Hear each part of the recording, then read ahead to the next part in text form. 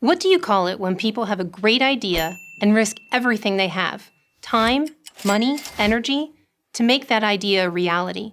I call it the American dream. Ritu Shah Burnham had an idea. She dreamed of opening a pizza franchise in Seattle, Washington. It wasn't easy. It never is. But she made it happen. Richard Clark had an idea.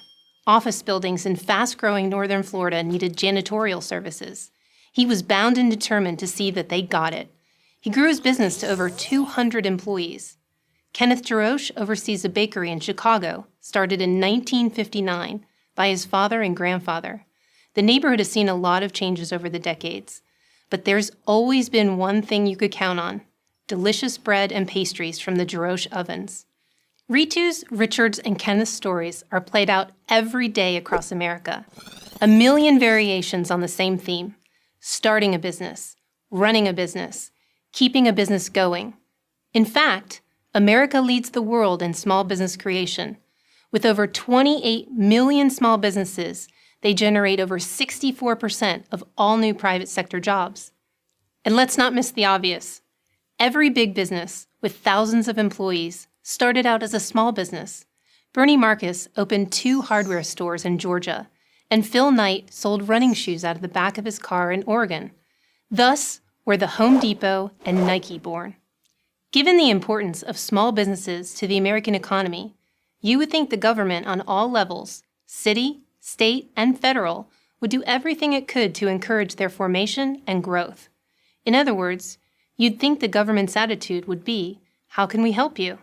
But sadly, this is not the case. In fact, it's the opposite. The government is killing small businesses, killing them with excessive taxes, overregulation, and complicated compliance. One such burden is the push to hike federal, state, and city minimum wage rates from about $7.25 an hour to as much as $15. Ritu Shah Burnham found this out the hard way.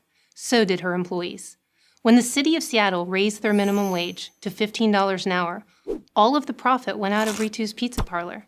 She couldn't raise prices high enough to cover her new costs. She lost her business, and her employees lost their jobs.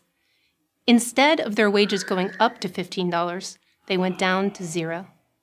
Then there's the Affordable Care Act, which requires businesses with at least 50 full-time employees to provide health insurance for all of them. The law's definition of full-time? Just 30 hours a week.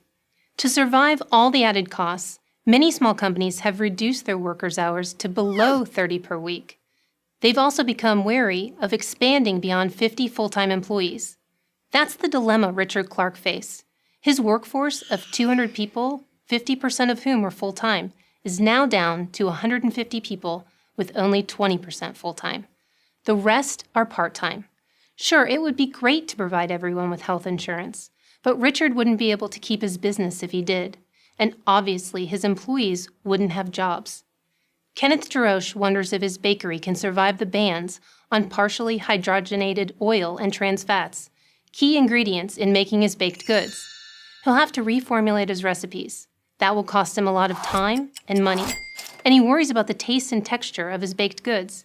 If you're a bakery and your customers don't like your bread, well, you're toast. And so are your employees. There are over 175,000 pages of regulations like these from the federal government alone, countless more from cities and states. Small businesses have to deal with them every day. Some of these regulations are necessary, but many are not. Some sound good on the campaign trail, but create serious practical problems in real life. They sap the resources of going concerns and discourage people from starting new ones. They're freezing economic growth. They're like a giant iceberg, and the American dream is headed straight for it. I'm Elaine Parker of the Job Creators Network for Prager University. To subscribe to our YouTube channel, click here. To help keep our videos free, donate here.